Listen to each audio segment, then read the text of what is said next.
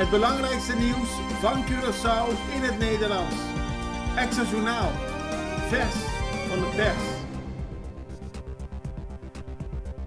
Welkom bij Extra Journaal. Fijn dat u weer kijkt. We hebben het belangrijkste nieuws voor u op een rij gezet. En we beginnen met het bericht dat er wordt afgeteld naar de introductie van de nieuwe munteenheid. Want het is nog 5 dagen voor 31 maart en dan gaan we over naar de Caribische gulden. De centrale bank van Curaçao en Sint Maarten laat weten dat ze de transitie van de Nederlands-Antilliaanse gulden naar de Caribische gulden met vertrouwen tegemoet zien. Volgens de bank zal het nog wel even duren voordat iedereen voldoende Caribische guldens bezit om contante transacties volledig in de nieuwe munteenheid te kunnen verrichten. Daarom kan er vanaf 31 maart tot en met 30 juni zowel met guldens, de oude guldens, de Antilliaanse guldens, als de Caribische guldens worden betaald. Per 1 juli 2025 kan dat niet meer, maar kan het geld nog wel omgewisseld worden. Grote prijsverschillen in supermarkten, dat heeft de Consumentenbond laten weten, want het heeft onderzoek gedaan naar 94 producten in 17 verschillende winkels in de periode van 11 tot en met 14 maart. Het gaat om producten in de categorieën vlees, fruit en groente.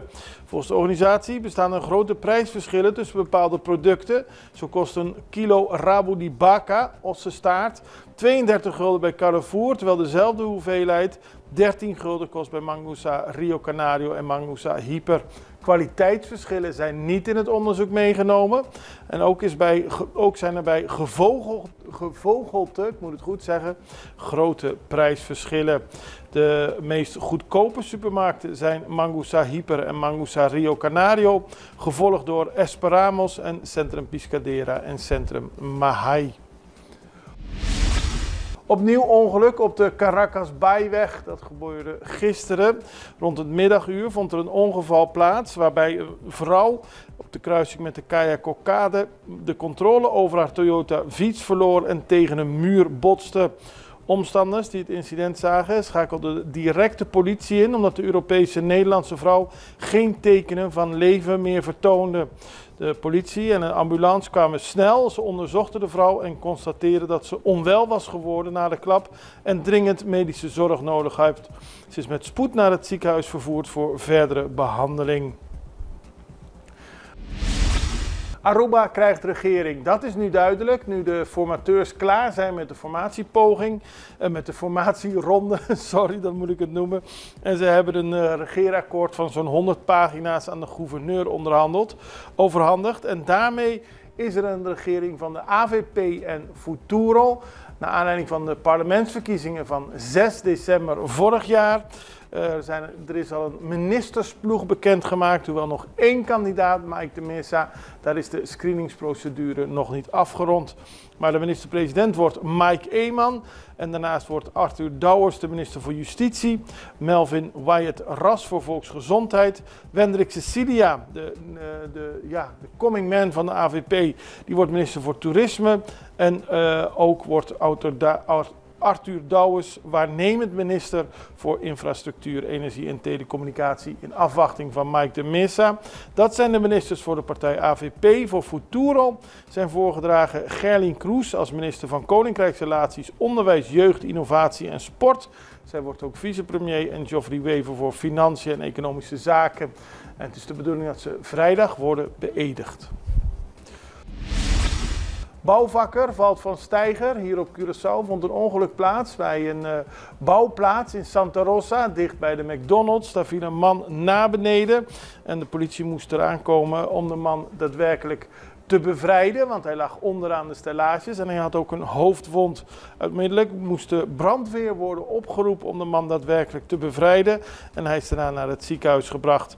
Opmerkelijk is dat dit dezelfde bouwlocatie is waar vorige week nog een team bestaande uit de politie, BAP, SVB en SOAW een controle uitvoerde en er toen heel veel ongedocumenteerde werknemers werden geconstateerd. De bouw is weer begonnen. We weten niet veel van de achtergrond van de man die nu gevallen is, maar hij is wel naar het ziekenhuis gebracht. Ruwe zee rond Curaçao, altijd in de periode van Quaresma is er, of altijd, heel vaak is er sprake van een hele ruwe zee. De ex heeft ook contact opgenomen met de meteo, die benadrukt dat de zee ruw is. Het zal wel kalmer worden, maar dat gaat niet snel. Dus de mensen met kleine boten wordt gevraagd nog voorzichtig te zijn. En de code geel is al enkele dagen van kracht en blijft ook nog vandaag van kracht. Maar het levert wel mooie beelden op. Dan kamerbezoek zonder PVV, dat meldt de website Dossier Koninkrijksrelaties. Tweede Kamercommissie voor Koninkrijksrelaties die brengt van 4 tot 10 mei een kennismakingsbezoek aan Aruba, Bonaire en Curaçao. Maar Peter van Hazen, Tweede Kamerlid voor de PVV, maakt geen deel uit hiervan. De PVV vindt dat dit veel weg heeft van een snoepreis, een kennismakingsreis in mei. En op dat moment was er nog een IPCO gepland in juni in Nederland, dus dat vond hij onnodig. Inmiddels is duidelijk dat het IPCO niet in juni plaatsvindt vanwege een NAVO-top, maar wordt doorgeschoven naar september. Niettemin wil de PVV niet aan snoepreisjes naar de Antillen meedoen. Wij gaan even over naar een break. We zijn zo bij u terug.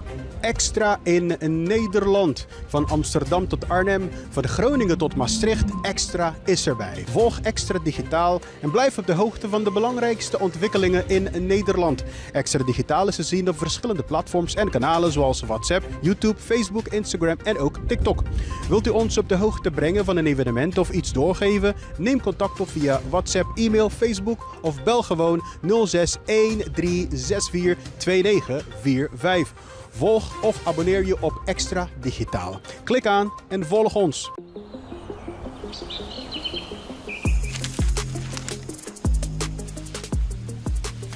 Welkom op Curaçao, een van de mooiste eilanden in de Caribiën, een ware parel. En het is een eiland waar je van heel veel zaken kunt genieten. Van de natuur, van de zee, van het eten, van de mensen en zoveel meer.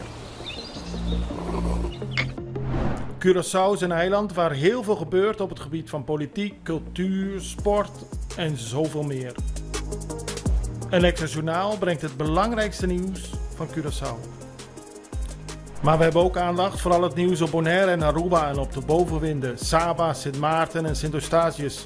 En we belichten al het nieuws van alle kanten. Het nieuws is duidelijk, actueel en vers van de pers. Extra Journaal, elke werkdag op Salto. Op Curaçao zijn we de hele dag bezig met het maken van Extra Journaal. Volg ons op je favoriete Amsterdamse zender, Tauro.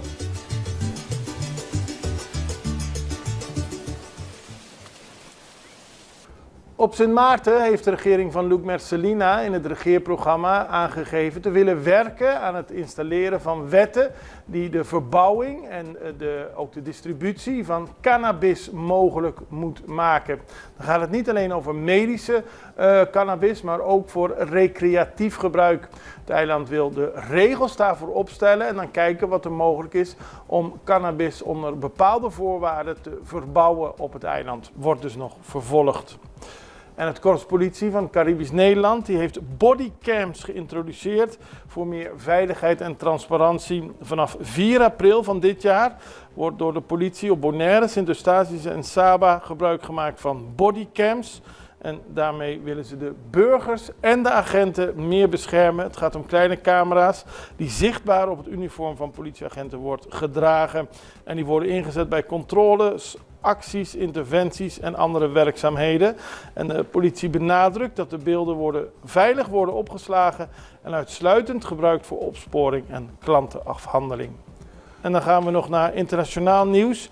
Want in de Venezolaanse hoofdstad Caracas is gisteren gedemonstreerd, massaal gedemonstreerd, om de vrijlating van migranten die zijn gedeporteerd naar El Salvador te eisen. Door de hoofdstad van Venezuela liepen vele mensen en die protesteerden tegen de zet van Amerika om Venezolanen te sturen naar de streng beveiligde gevangenis in El Salvador. Advocaat Solange Mora zegt, wat Amerika doet is onmenselijk. Het lijkt alsof ze een hekel hebben aan Venezolanen omdat ze iedereen laten boeten voor de daden van enkele. Dat kan niet juist zijn. En Donald Trump beriep zich hiervoor zelfs op een wet, een hele oude wet uit de oorlog in de 19e eeuw is die ontstaan. Dus het is niet een wet die direct toepasbaar lijkt voor Venezolanen in 2025. Maar hij vond er voldoende reden in om ze naar El Salvador te sturen en ze daar vast te zetten in de Terrorism Confinement Center. De Venezolanen willen dat ze daaruit vrijgelaten worden. Wij blijven het nieuws voor u volgen en wij hopen dat u ook blijft kijken. Dit was Extra Journaal vandaag. Het allerbeste. Tot ziens.